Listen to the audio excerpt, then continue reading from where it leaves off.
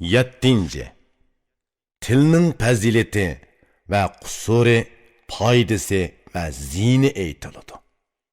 Til, bilim, aql farosatga tilmoshdir. Bu ravon tilni kishini yo'ritquchi deb bil.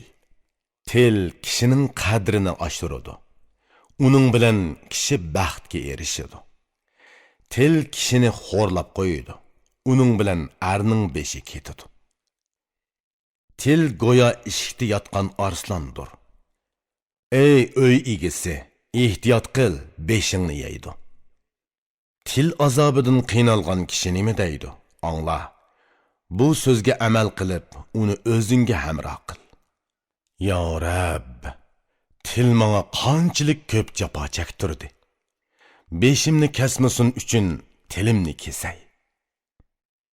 So'zingga ehtiyot qil, beshing ketmasin. Tilingni ko'zatgin, tishing sunmasin. Bir olim til haqida puxta bilim bergan edi. Ey til egisi, beshingni qo'g'dig'in. Sen o'zingga esallik tilasang, tilingdan yaramsiz so'zlarni chiqarma. So'zni bilib so'zlasang, bilimga yotadi. Bilimsizning so'zi o'zining beshini yeydi. Ko'p so'zdan ortiq foyda ko'rmadim. Takror so'zlashdan nafmi topmadim. Ko'p so'zlama, zarur bo'lganda oz so'zla.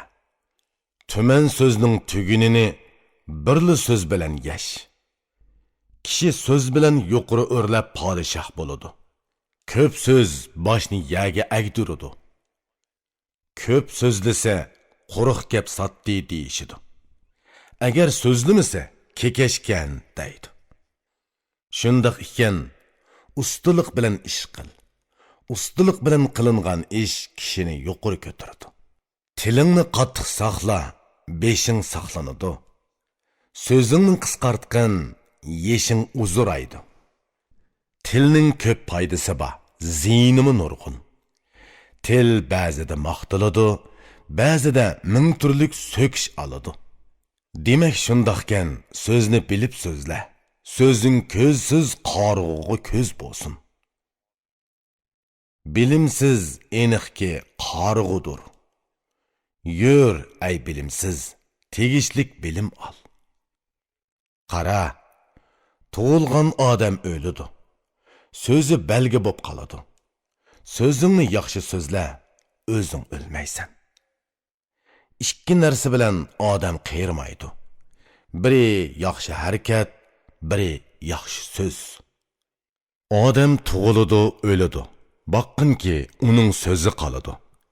İnson o'zi kessimi, nomi qoladi. Sen o'lmaydigan bir hayot tilasang, xulq mijozing bilan so'zingni yaxshi qil, ey dona. Tilni xeli maqtadim, ba'zida so'kdim. Maqsadim tilni sana tushundirish edi. Hammali so'zni yig'sa aql ma'qul ko'maydi. Kishi hojatlik so'zni so'zlaydi, yoshirmaydi. Ey dana, so'zimni o'g'limga so'zladim.